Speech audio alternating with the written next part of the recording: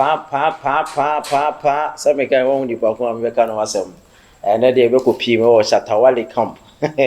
Shatawali is so be a new say, or shy, but a semi fat controversial near my ultimate say on an edium papa. A bassy didn't sell from a bump or a chunk of phone power. When it ya or so muso yawa. Wasn't not so tin a very say obedient no by Jayana, I just say. No stop, just obey to me or to make can and then on send be a PPO on the Hanoma.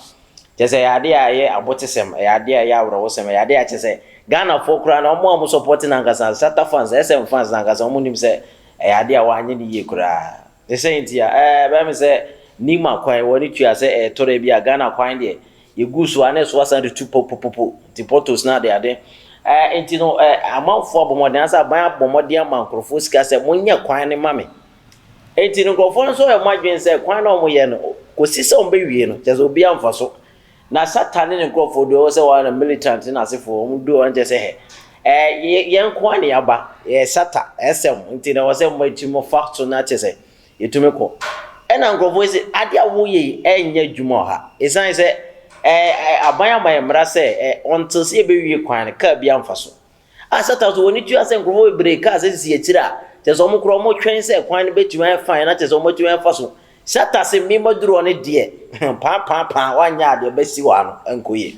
I don't know, as an so I'm all for Nima boys. So I want you, Nima boys, Kaka Sorumana, Walla, yeah, do what, Malaya, just say, oh, come people come here, just almost to one for from the yard, just say, with tea and just say, oh, Yamunya, be good from. I don't know, Nima boys, be drew out, just say, almost say,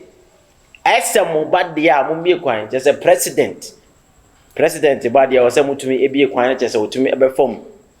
Na manfo bibire tumi hu se ade a sata ye no ade a nsoni emfata isa se sata ye nim se e ba se wodi eye nkofo atem a ade a da ho wodi e campo a nje se wano no se de so nti no obetime di nkofo atem adiom yi atumi aye omo atumi a describe yom bibire nje se wotumi se kg anaza kg nje polygon ho no life no tumi ewura sata te se wo hwe ne life a nje se wontumi mo bia ka presempo a wontumi just say ono de omo biaga ba no na Ghana force da bi ade we nko asataye de omo ntenase san say o mind ba bi aduru no nkofo kasa na se wo so se nipa ma onko ya ma fans am otumi edusuro na just ye kan wo so wonti ase a ene omo so be reply ne pa enti replies bi omo de man say Ghana for you where politicians and celebrities can break the laws and go and get away with it just say obi e de atoa no o say Ghana no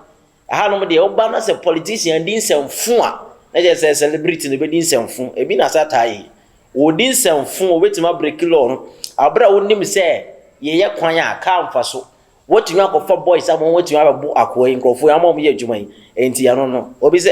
Nima boys dimie nko a Nima boys dimie se be se nyama kan yo me de min kasa so woni tu ya ba ne papa se musa mamun kase ye ne ye ka yentume nka wose Nima boys e opedimie dia chese omo mo so dia dimie sa body builders ma build mo sa Nima akopie bi Nima na chese ye point se Nima boys ba won dwane a oti ampa anje se enseme won chese edoso obi to aso se nonsense chese ade asata nyansa ba kokura sei enim ko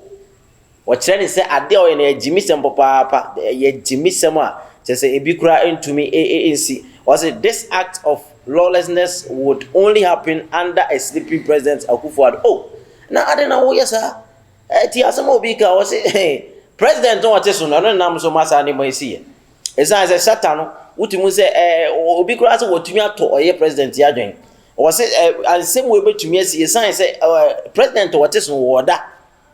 woda and ase ya bem se video beto abonte ya committee no woda. Enye say president woda wabre no woda kakra de adwono eno ntere say we have a sleeping president adna mokasa enti Sata wonsam a wo ye no na ma sansem nyina aba was who is Satawali what you say what you say ensem bi wona je say Nima bi si wona ma je say enya de a ebetumi akoye kura Sata wo hwe mfoni ana so hwe video etwogu a je say nkofo ekura bono ban say oh ade a wo ye na nya fine na so Sata is say wo no Sata esem na bam pa